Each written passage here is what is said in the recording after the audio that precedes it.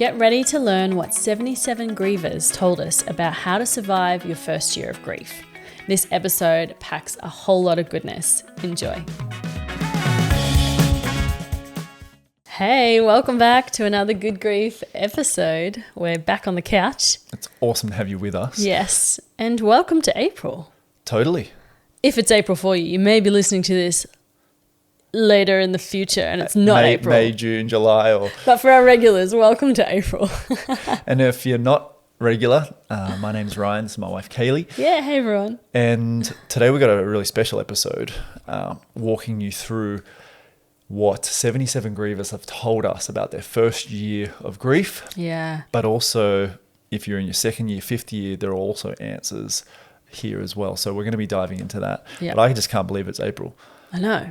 It always comes around so quick because my birthday's in April and now our daughter's birthday's in April, your mum's birthday's in April, and I've got oh my gosh, another at least 5 family members in April. So it's a big month. And we've got so many different club members with their birthdays or their loved ones. It's stacking up to be one of the anniversaries. biggest months. And then you chuck in Easter in there as well, and it's a huge month. Yeah, totally. Strap in, everyone. So we don't know what Easter means to you, but it's very special to us, as Christians. And I think, what Jesus did for us on the cross is the ultimate sacrifice. And it also is a reminder to me that he is the suffering servant, and he was a man acquainted with grief and knows and understands sorrow. And so it's like this double-edged sword when it comes around to Easter. That, yeah, absolutely. He's close to our grief as we sort of recognize and really think about what he did for us as well. So big month. Yeah. And on the other side of that, it also gives me hope because of what he did that I will see my loved ones again. 100%. Yeah. Yeah. But you sent me on a mission last week. I did. What day was it? Saturday? I don't know. But we needed eggs. Little daddy-daughter date. Yeah. And you went out and you took Nazare so I could have a moment alone. Yeah, to get some eggs. And how did that go? There were no eggs on the shelf. Guys, I don't know if this is the same in your country, but we had, I just learnt yesterday because I was getting eggs, 14 million birds die or get killed because they had this bird flu. We had this bird flu breakout in Australia. I don't know if it's the same everywhere else. So it has for 10 months, fully just been a shortage of eggs. Yes. So, no chickens, no eggs. Yes. And so we're waiting for these baby chickens to grow up so they can give us more eggs. And so you went to the store. If you go to the store after 2 or 3 p.m., no eggs. Yeah. No eggs. Bad egg day. So Nazare and I are walking around the supermarket and had to ask one of the ladies who was stocking shelves, are there any eggs out the back or somewhere hiding that I don't know about? And she's like, have you been to the shops recently? Yeah, she's like, if they're not on the shelf, I'm sorry, there's no eggs. So we went and picked up some bacon or sausages, I don't know what it was, and made our way to the front counter. And she caught us again. This lady who was working there caught us at the front counter, and she said, She said, you didn't find eggs, but you found chocolate eggs. So Nazare, it's Nazare's fault. She picked out. Yeah, absolutely. She wouldn't let me leave without buying the biggest bag. With all the words that she has. Of chocolate eggs. Dad, don't leave chocolate eggs. Yeah, well, she's nearly 1, so she knows what she wants. So I had to get them for her. I couldn't not get them for her. So got home and you said, did you get the eggs? And I said, yes. Yes, I got eggs. So we asked this recently on our boost call inside of our Good Grief Club. We asked our members sort of what's a moment or a tradition or something that has meant a lot to you in years gone by around Easter, and just some of the stories and the responses, small and big, were just really beautiful. And so might be and something. A lot of them included an egg hunt. Yeah, which was really surprising. So looking forward to some egg hunts. Yeah. Let's get into things. We've got a powerful conversation today. We do. We asked in our Good Grief Club this question. We said if it's your first year in grief, ask a question. If you're beyond your first year in grief, answer a question. And there are well over 100 comments. And even as we're talking right now, I've got my Wi-Fi on. There's still comments coming through. So we're not going to get through all of these, but maybe we'll have to do a part 2. Maybe a part 2. That'd be cool. But how powerful have the questions and responses been? Yeah, so good. And I've even seen in comments people like realizing, oh, hey, I'm not there anymore. You know, that's changed for me. And I've just realized as writing this comment, like, how cool. So we believe that as you listen to this, there are going to be things that you're like, oh, that's so mean. You're going to feel validated and seen and heard. And normalized. But there's going to be practical things as well where you're going to be like, oh, wow, I didn't even know that was a thing. Maybe I should try that, give that a go. And these experiences, I think I mentioned it recently, it's like trying on clothes before you buy them. Try before you buy. It's not a black and white rule that this is going to be helpful, but just give it a go. So where should we start? Let's start at the top. Mm-hmm. Yeah. The first one was... so real. So real. So Bev said, why does it feel like you're going crazy? Legitimate question. So legitimate, Bev. So we had a bunch of answers on there. I'm going to read out from Sherry. Beverly, first off, feeling crazy is absolutely normal after losing a loved one, but I'm telling you, you are not crazy. Your world has just been turned upside down. Your normal life has just been shaken up like a snow globe. I love that. I love that analogy. As in the snow globe, it's going to take a bit to get your brain settled down. It's been 16 months since I lost my husband, and as I'm writing this, I'm realizing that I don't feel as crazy anymore. You will get there too, praying for you. How wild is that? I love that. Yeah. As Sherry was sharing, she is realizing that she doesn't feel as crazy. She's not there. Like, she's just realized, oh my gosh, I'm no longer feeling as crazy as I did. As I'm telling you, as I'm telling someone else that it gets better. She's so cool. Realizing it for herself. I also love the snow globe analogy too. So I think that's a really perfect way to think about our brains through grief. Yeah. And because our head's around like a snow globe, it's kind of like, think about... And there's so many thoughts and cells and things and they're just going... And they're just smashing into each other. And everything's just slowly falling. And over time, if you imagine the snow globe is on a time lapse or like a slow-mo, it'll just slowly... The thoughts and emotions settle. But they never leave the snow globe, but they are settled. And they're also, I think, never in the same place. Yeah, so cool. I also loved Nikki's response to this. Mm-hmm. She said, it's because your sympathetic nervous system is on fire. Yeah. Our relationship helps map our brains, and so when we lose someone, our brains have to relearn or remap. Things are going to be impacted by grief. That feels and is a shock to the system. Think of it like you're going through withdrawals. It's incredibly taxing.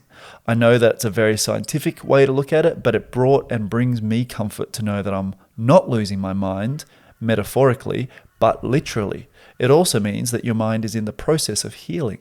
Let me be clear though, you're not forgetting or replacing the memories. You're learning how to live a life that is different than before your loss. I think that is beautiful, how love can literally map our brains, even though it doesn't feel beautiful and it makes you feel crazy. Yeah. So good. Wow. So if you've felt crazy or do feel crazy right now, no matter if you're in year 1 or in year 10, it is normal. Yeah. It's a normal thing. There is progress to be made as your brain literally is remapping itself. Yep. And just because you feel crazy doesn't mean it's the truth about the matter. Just because you feel crazy doesn't mean you are crazy. Yeah. Yep. Which is how grief can make you think and feel. Yeah. So you're not crazy, but you might feel crazy. That's a difference. Yeah, I feel like it's a symptom or a reaction to what is happening in your body. It's what you... It's like this. Feel is going on, but it's not the reality. Yeah, 100%. I've broken so many bones in my body. Every time I've broken a bone, doesn't mean I'm broken. Right. It just means the bone is broken. Yes. Right. And there's some healing to be done. Yeah. And I love what our friend and pastor Ross says. He says that even broken crayons still color. I love that. Yeah. So cool. So, yeah, next we got... Yeah, Aileen. Yeah. She asked, how long does it take to stop feeling empty? Now, that's a powerful question. So great. I love Mary, one of our members. She's full of humor, but also wisdom. She said, when you find out, please let me know. My heart is full because I'm around family 24/7 and it's been wonderful. But I need to mourn and have my own space to do that. So I don't know how empty I'll feel after the move is done and people slowly stop checking in and calling or stopping by. And I think that's a reality too. And it is. Not everyone has that blessing to have family around. And some people have family around and it's not a blessing. So it can sort of be either way. But once again, one of our members, Sherry, has jumped in and she said, Aileen, I honestly think that when we lose someone, there is always going to be a bit of us that feels empty. As we move through grief, that hole may not seem as big as before as we find ourselves able to feel again and find some joy. We learn to find joy and grieve at the same time. I want to say that again. We learn to find joy and grieve at the same time. She said, joy helps to fill that emptiness, but not completely. I'm in the part of my grief where I'm filling some of my emptiness with joy, and I lost my husband 16 months ago. I say this to bring you hope, and God doesn't want us to remain empty. I'm praying for you. How powerful is that? Yeah, so beautiful. Thanks, Sherry. Sherry's a good one. We're glad Sherry's around. Yeah, we're truly inspired by you, Sherry. Okay, what have you got for us next? So Tammy says, I think the second year is more difficult than the first. Does anyone else feel this way? Tammy, so valid. And I love a few of the responses. Just to summarize, we've had like, I don't want to hear this, Yeah. or like, don't tell me Don't this, tell lol. me this. Yeah. Just a couple of different thoughts. Okay. What have you found helpful in this thread? So, yeah, Nikki said, everyone's experiences are different. There are things about the second year that has been harder, but in a different way. The initial shock is slowing and the details are coming forward. It feels like the fog is lifting, like I'm waking up. But with waking up comes other parts of grief. For me, though, waking up from the fog has made it easier to maneuver through the grief using coping skills. So it's a catch-22. It's like you're coming out of the fog, so your grief feels more real, but you're also starting to slightly feel a bit more normal again and able to do general things that you weren't able to in the fog. If you imagine there's a fog in your house and you just can't find things or do things properly because you feel like you can't see almost, but now the fog's clearing, you're able to do normal things again, but also then the reality sets in of your grief. So that's why people can feel like year 2 is harder, because you're waking up to reality in a sense. Yeah. And also just to note, it's not like when the 365th day happens on, the first day of the next year, it changes. It's totally not like that. And hopefully everyone sort of just, you don't set that expectation as reality. It could be 6 months in, it could be 18 months in this fog and shock. Or it could be just after the funeral, or once you've you've gone through the house. Yeah. Everyone's experience is different. Dealt with the things, yeah. Nikki also said, one of the most helpful things my therapist told me over and over in the first year is that where I was and what I was experiencing was normal. It's not fun, but from a therapist's perspective, you are exactly where a professional would expect you to be right now, and it's okay to be in it. You don't have to be anything more right now. And that's so, so validating. Yeah. Wow. We're only like a couple of comments in. I know. I hope you guys are getting something out of this. This is so great to hear from our members. If you're finding these responses helpful, we want to extend an invite to you to come and join our community for free. There's a link below this video podcast where you can come and join in on the conversation and receive love and support from incredible women like you've been hearing from. So click the link below and we look forward to seeing you on the inside. For now, back to the episode.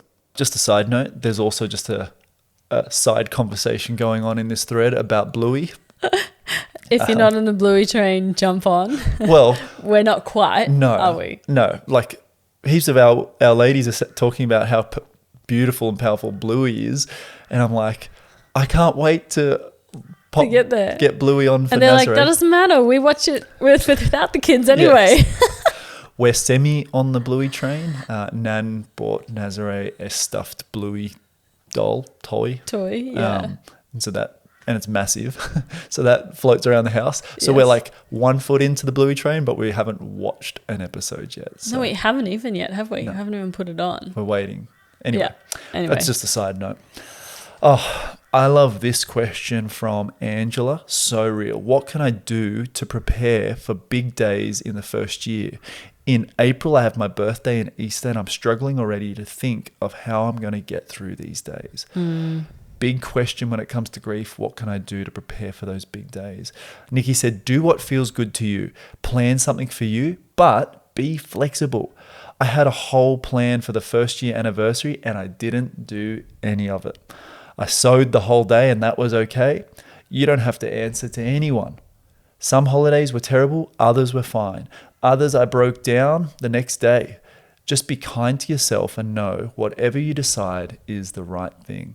That advice for the first year and for milestones is so amazing. Yeah. It's holding our expectations and reality loosely.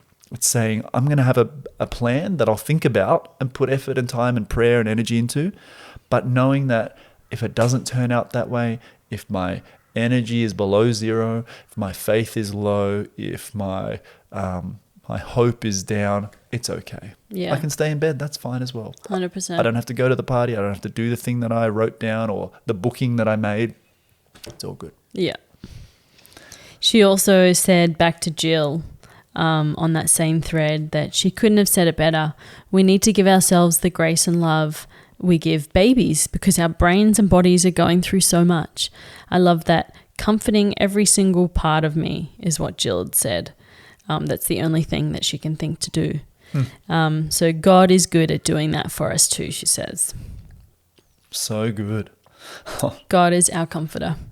Yep. And you and I both know and said it multiple times, we would not be here without him. Oh, Our journey would not have been the same without him. absolutely. Yep. Yeah. Even though at times we're very angry at God. It's so okay to still have your questions. 100%. Jen popped in a really important reminder that she's learned everyone grieves differently, even people in the same family. We can't always understand why another person grieves the way they do, and they may not be able to understand our way of grieving. Oh, it's so true. You have to do what honours your grief journey and honour your mum, in this case Angela, however you think is best. So that's beautiful. Wow. Okay. I want to highlight Liza here. She said, I seem to find this second year so very hard. The first year, everyone's so kind with the firsts that you experience. And if you make it through all of those, then you assume you're over it. Not sure I'll ever be over it. Or sorry, they assume that you're over it. I'm not sure I'll ever be over it. I'm starting to see a counsellor. My first visit is tomorrow. I hope it helps. And prayers for you all. And Nikki said, oh, the loneliness in grief and the feeling, the expectation just to be over it is so hard. I'm definitely struggling with that in my second year too. I'm glad you are going to see a counsellor. So great. And Tracy, one of our new members, popped in. I'm exactly the same as you. The second year seems so much harder than the first. It's been 2 years and 2 months for me, and I'm gradually feeling calmer on some days and take comfort in the feeling that my husband is all around me. I have so many little affirmations throughout each day that confirm my loving husband is still all around me and guiding me. It's so beautiful. Yeah, totally. I feel even like we've read through this thread and I just feel even reassured again as we read through this. And, you know, we were talking before the episode about the age-old saying that it takes a tribe to raise a child. And it's the same with grief. It takes a tribe to help us process and progress through our grief. And if you were left to your own accord on your lonesome, no way you're making it through grief. That's the hard fact. And so it's that thought that isolation is a plan of the enemy. Just like the lions 100%. in Africa, they will isolate their prey before they attack. And if we want to navigate the storms of grief, we have to do it in a community with people who understand and encourage us. And so this thread inside of our Good Grief Club is perfect for that, because people who are just one step ahead, these women who are like 1 step, 1 year, 6 months ahead, are just putting out their hand and saying, hey, here's what I've learned, come with me. Yeah. And it's beautiful. Nothing more powerful. I know. There was one more from Jamila that I wanted to bring up. What's one thing that you do to help you cope with your loss? If you haven't found anything yet, what's one thing you've been wanting to try? And Holly put in, when I lost my dad, I didn't always cope in the best ways. I tried to distract myself or push feelings aside, but after going through some counseling, it really helped me identify and confront my feelings and allowed me to move through those in a safe place. Early on, I would journal a lot or listen to music that helped me feel less alone in my grief, whether it was sad music or encouraging, depending on the mood. Not going through it alone and allowing people to come alongside me in my grief really helped carry me through when I wasn't strong enough on my own. Sending love and prayers your way. Beautiful. And it's perfect. It's so true. I actually chimed in on this one and reflecting on our journey, you know, I was like, Mum, I'm like, we've got to see a counselor, or like, at least you do, you know, I was like, at least you do. So we found a Christian counselor, and my first question to her was like, do you know grief? Have you been through grief? And she had lost a son, and we felt really at ease with that. And as I took Mum to see her, I realized that I needed that space as well. And so I started having sessions with her as well. Her name's Zia, beautiful woman. And so I said, I took Mum to a Christian counselor, and I realized I needed it too. Then I also said sweating it out. Like, exercise is a great way to move those emotions through and out of our body. And literally boxing was so powerful for me in my grief. And I bought a punching bag. I've done it too. I joined like a 12-week, zero to hero boxing thing, and fought in front of people in the end of it. But that's crazy. I was literally punching out my anger. Yeah. And, there's no other way to beat it out of you than to do it like that. So boxing really helped, running.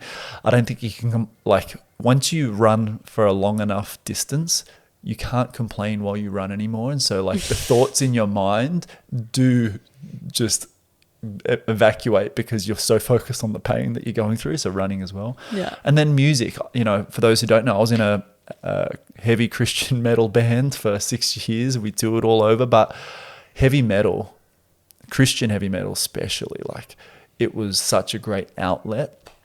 Loud music. And our friend and psychotherapist Megan Reardon Jarvis, she's confirmed this in our conversations that loud music is a serious way of processing the grief and the feelings and the emotions inside of you. So I don't know if you want to listen to metal music. You can if you want.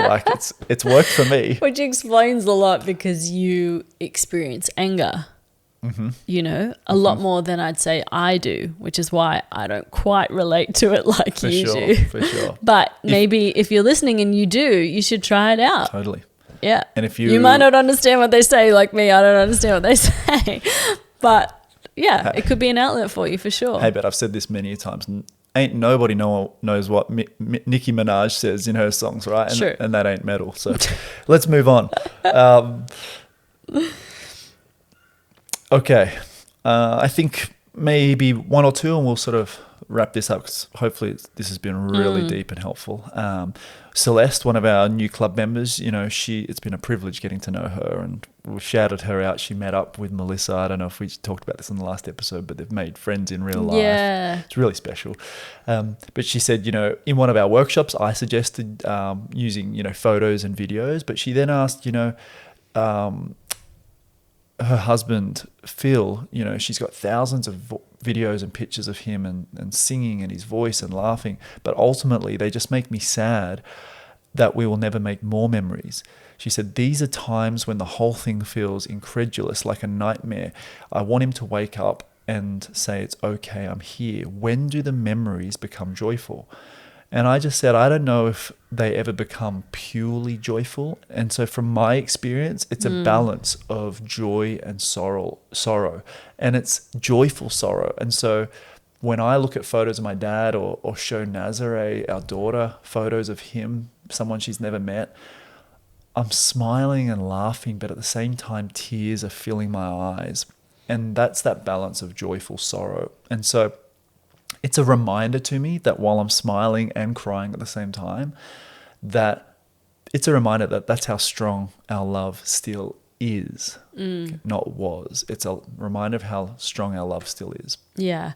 And Angela, who's on this thread, I don't know if it must have been another thread that she was on. She said, I want to be able to get to the point where I can talk about my mom without just bursting into tears and being a hot mess. And I said, I can attest that that day will come, girl. Like that, I know that there was a time where I would just, whenever I would tell my mom's story, I was fine with telling it, but I just couldn't do it without crying. But definitely came a point where I was like, oh, I didn't cry talking about her that time. Like, oh. And so the joy does creep in, and you might feel a mixture of emotions at the time, but you might not melt down and turn into a hot mess. So it does come, for sure. Oh, this is so good. What do you think? Do we have time for one more? All right. If you've seen one, if one's jumped out to you. I want to shout out Rachel. She said, I'm wondering how to approach, and she said, I think someone else asked this, but how do I approach all the firsts, whether it's milestones on holidays, because I'm dreading them. My brother left about a month ago, and my daughter's 3rd birthday was last week, and I wasn't expecting it to be so hard. The entire week was hard, as well as the party I threw yesterday. I can only imagine how hard his birthday, as well as Thanksgiving and Christmas will be. My therapist said to just expect that all the firsts will be so hard, but then after that, I can maybe think of other rituals to honor him. Does anyone have their thoughts on how to get through or approach them? Or do you guys agree with my therapist? I just have so much anxiety and dread around it. And Lindsay, one of our club captains, she said, this is a beautiful question. I think approaching the first, everything is intimidating. We don't want to seem like we're just moving on, because we wouldn't want the person we lost to feel like life has gone on without them. For me, I think some firsts hit harder than others. I lost my sister in February 24. I thought I was in the clear of the big holidays, and then the first one I experienced a visceral reaction to was Easter. Suddenly, I'm standing, worshipping and singing songs about death had lost its sting while I'm severely stung. That was a hard one to deal with. In that moment, I made a commitment to myself that I would celebrate Hayley in a way that would honor her. She obviously isn't worrying about a thing down here, which I love. And that's such a great perspective to set our sights on, that our loved ones that knew Christ are not dealing with pain or suffering any longer, and they're cheering us on. She said, so on the 4th of July, I ate a hot dog outside while watching fireworks, and I talked to her. That's beautiful. The first day of school for me and the boys, I wore a pair of tennis shoes because she was the one who had empathy in spades. Her birthday, I sat and cried while also watching our favorite movie and eating our favorite foods. It's the little things. It doesn't take the sting completely away, but it makes the sting bearable. I don't think the first will ever get easier, but they will become more of a connection point to you and your heart, and it'll help you rest as you move through grief. Oh. Lindsay. She's an angel. Yeah, that's so good. I literally just sent her a message before I saw she was online, and I just had to send her some love because I'm just so appreciative of her being in our community and one of our captains. She's... Totally. Yeah.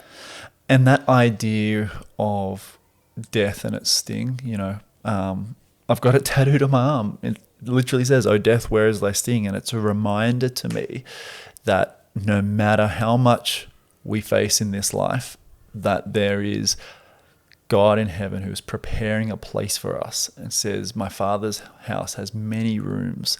and he's preparing a place for us as well as our loved ones who trust and put our trust in him. And so it's a reminder to me that when I truly trust in God, that death does not have a sting because God has promises for us. Yeah. Of a place where there is no pain, no suffering, no tears, no sorrow. It is it's filled with his glory and joy. And we also have an episode full of how to get through firsts and ways to honor your loved ones. So the number is not coming to me, but you can definitely search it in our episodes, and there's plenty of things that will help you and spark some things that you can do there. Totally. If this has been helpful and you're kind of like, Ryan, Kaylee, what is this community that you're talking about? This sounds like a amazing. well of goodness. Yeah. It's called Our Good Grief Club, and we want to extend an invite to you. And so we've popped a link below. You can join the community for free, and if you like what you experience in there, you can then join us in what we call the Good Grief Club, where we hold expert workshops with professionals from all over, ranging from things to do with our mind, our body, and our spirit. And we have support calls and a whole bunch of other goodness in there. Coping tools, specific groups. Yes. And so jump on the link below. We'd love to welcome you in. You can jump onto this thread and join in the conversation, and also receive from our other wonderful women all over the world. Absolutely. We look forward to meeting you on the inside. Until next time, big love from both of us. Bye for now. Ciao.